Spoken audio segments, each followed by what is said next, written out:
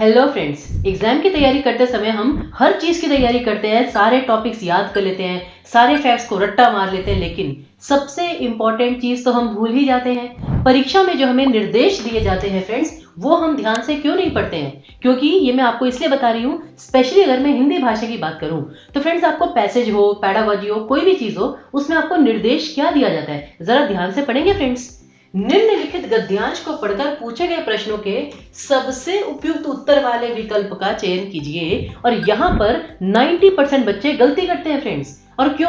अब देखिए क्या होता है कि मैथ्स और साइंस वगैरह में क्या होता है, लॉजिकल रीजनिंग में बिल्कुल स्पेसिफिक आंसर होता है, लेकिन लैंग्वेजेस में ऐसा होता है नहीं। लैंग्वेजेस में क्या होता है फ्रेंड्स, आपको आती है pedagogy, Hindi pedagogy, English pedagogy, फिर आपके कॉम्प्रिहेंशन के क्वेश्चन आते हैं, पर्यायवाची के क्वेश्चन आते हैं, ग्रामर के। उन सभी चीजों में क्या होता है फ्रेंड्स कि जो आंसर्स होते हैं ना, ऐसा नहीं है कि सारे आंसर सही हो, मतलब कि सिर्फ एक ही आंसर सही हो। कभी कभी क्या होता है, एक से ज्यादा आंसर भी सही हो सकता है। तो ऐसे केस में स्पेशली पैडागॉजी में कभी कभी आपको चांसेस ऐसे आते हैं कि चारों के चारों विकल्प सही होते हैं, उनमें से आपको बेस्ट ऑप्शन चूज करना होता है। लेकिन बच्चे इसी उधेड़ बुन में लगे रहते हैं कि भाई नहीं, सिर्फ एक ही आंसर सही होगा, मैम थर्ड वाला क्यों सही नहीं है, मैम सेकंड वाला गलत क्यों है?